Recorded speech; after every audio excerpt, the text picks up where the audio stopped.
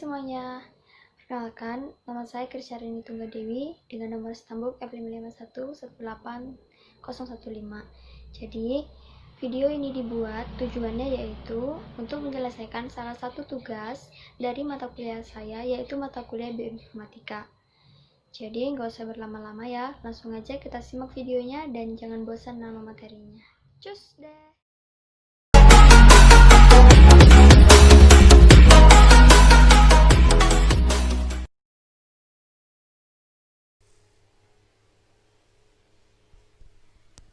Baiklah, kita akan masuk ke materi yang pertama, yaitu dimana yang pertama ini kita akan membahas tentang website yang bernama Genbank. Jadi kita masuk yang pertama yaitu deskripsi Genbank. Jadi pengertian dari Genbank adalah database urutan genetik NIH, kumpulan beranotasi dari semua urutan DNA yang tersedia untuk umum.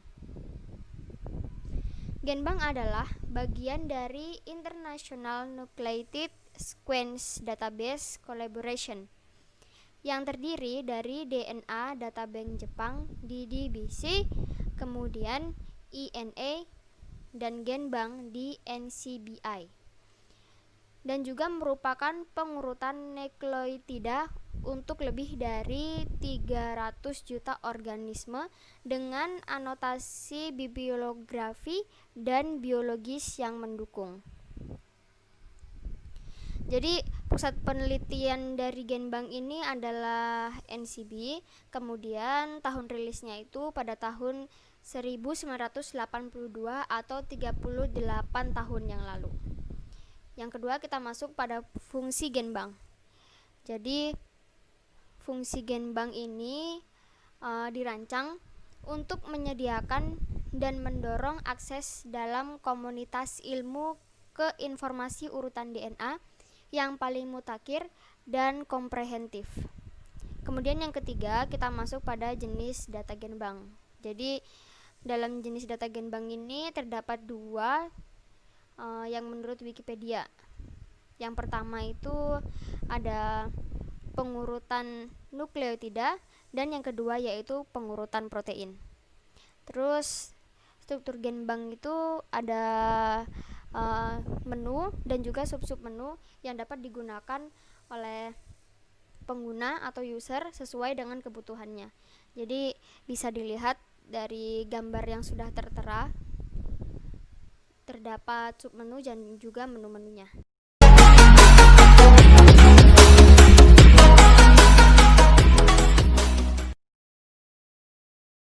Kita akan membahas tentang protein database. Kemudian kita masuk pada deskripsi protein database. Protein data bank atau disingkat dengan PDB adalah suatu basis data struktur 3 dimensi dari molekul biologis berukuran besar, seperti protein dan asam nukleat. PDB atau protein data bank merupakan basis data yang sangat penting dalam bidang biologi struktur seperti genomika struktur. Data tersebut biasanya diperoleh dari kristalografi sinar X, spektroskopi NMR, atau yang terbaru melalui mikroskopis elektron kriogenik. Kemudian diunggah oleh para ahli biologi dan biokimiawan dari seluruh dunia dan dapat diakses secara bebas di internet melalui situs web. Kemudian organisasi keanggotaannya yaitu ada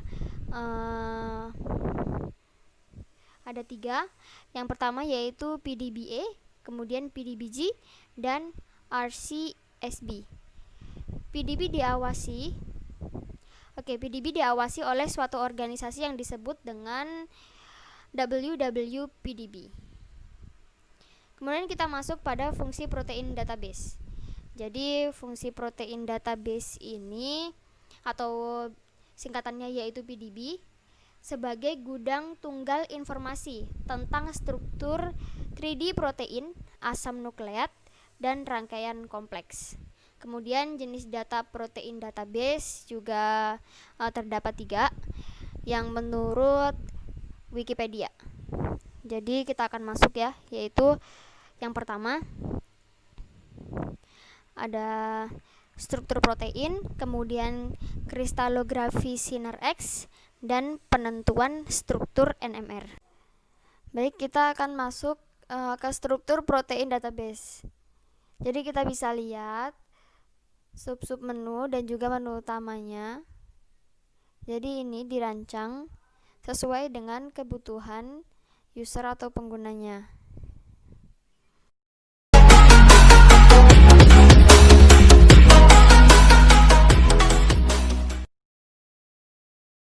Baiklah, kita akan masuk ke website yang terakhir, di mana website yang terakhir yang akan kita bahas yaitu Cake Pathway Database.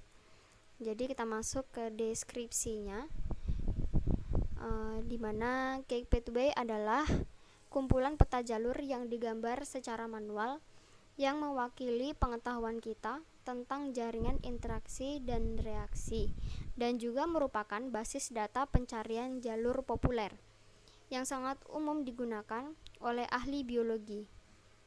Cake Pathway adalah database referensi untuk pemetaan jalur di Cake Mapper. Kemudian beberapa dari jalur biologis yang paling umum terlibat dalam metabolisme, pengaturan ekspresi gen, dan transmisi sinyal. Pathway memainkan peran kunci dalam studi genomi tingkat lanjut. Cake Pathway Database diumumkan atau dirilis secara resmi pada tahun 1995 oleh Minoru Kanehisa di Laboratorium Kanehisa Laboratory Kyoto Universitas. Kemudian kita masuk pada fungsinya. Jadi fungsinya itu untuk penelitian dan pendidikan bioinformatika dalam bidang pemetaan jalur untuk fungsi seluler dan organisme. Kemudian jenis datanya itu menurut Wikipedia terdapat 7 jenis data dalam websitenya, yaitu sebagai berikut. Yang pertama metabolisme, yang kedua pemrosesan informasi genetik, yang ketiga pemrosesan informasi lingkungan, yang keempat yaitu proses seluler, yang kelima sistem organisme, kemudian yang keenam penyakit manusia, dan yang terakhir yaitu pengembang obat. Kemudian kita juga dapat lihat struktur dari Cake Pathway tidak beda jauh dengan dua website yang telah kita bahas tadi, di mana juga terdapat sub-sub menu dan juga menu utama yang dapat digunakan oleh user atau pengguna sesuai dengan kebutuhannya. Jadi demikian tadi materi yang telah saya sampaikan. Jika ada kesalahan saya mohon maaf. Saya akhiri dengan Assalamualaikum warahmatullahi wabarakatuh.